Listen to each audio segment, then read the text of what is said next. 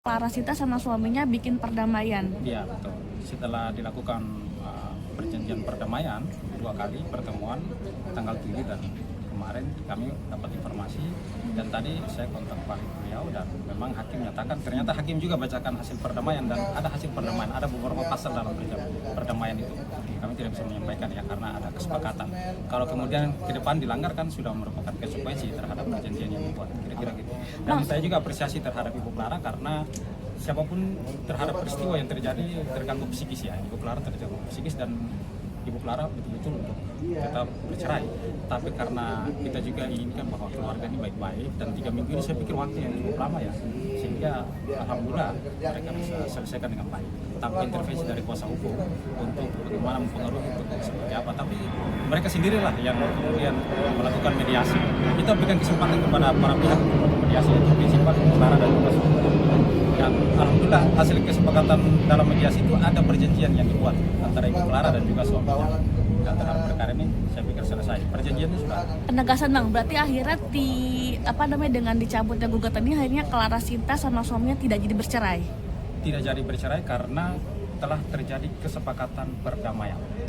Clear ya? Poin-poin kesepakatan perdamaiannya termasuk ini nggak sih Bang? Mungkin suaminya nggak lagi melakukan kesalahan yang kemarin atau seperti apa? Biar jadi gambaran Bang. Ya kan teman-teman kan sudah tahu peristiwa ya. Saya pikir Ibu Clara juga terganggu psikisnya. Siapapun tidak pada aspek itu pasti merasakan hal yang sama. Saya pikir kalau teman-teman atau ibu-ibu yang mengalami hal yang sama tetap merasakan hal yang sama terhadap hal itu sehingga dibuatlah perjanjian. Perjanjian itu mengikat bagi Ibu Clara dan juga bagi suaminya. Ke depan apabila ada yang melanggar perjanjian itu saya pikir merupakan konsekuensi hukum.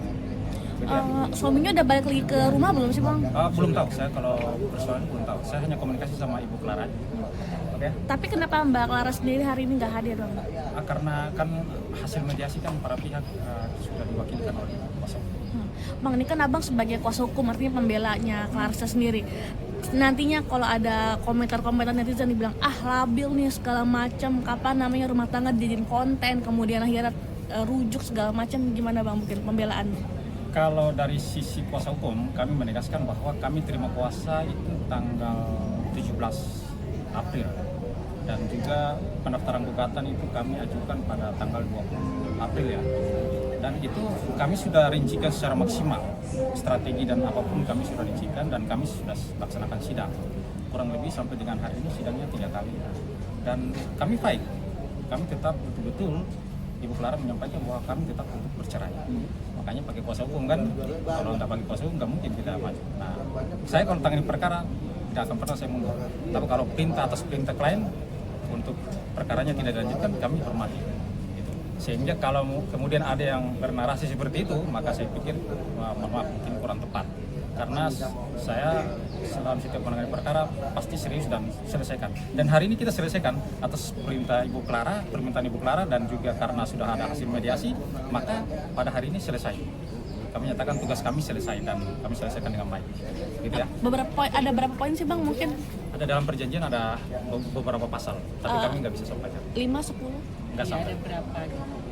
Salah satunya yaitu perjanjian karena peristiwanya sudah terjadi beberapa waktu lalu, maka mereka mungkin tidak akan mengulangi hal yang sama. Kira-kira gitu. Oke. Gitu. Termasuk satu lebih, termasuk Larasita tidak boleh mempublikasikan masalahnya dalam media sosial, itu juga masuk dalam poin-poin perjanjian nggak sih Bang? Belum. Tidak ada ya Bang ya?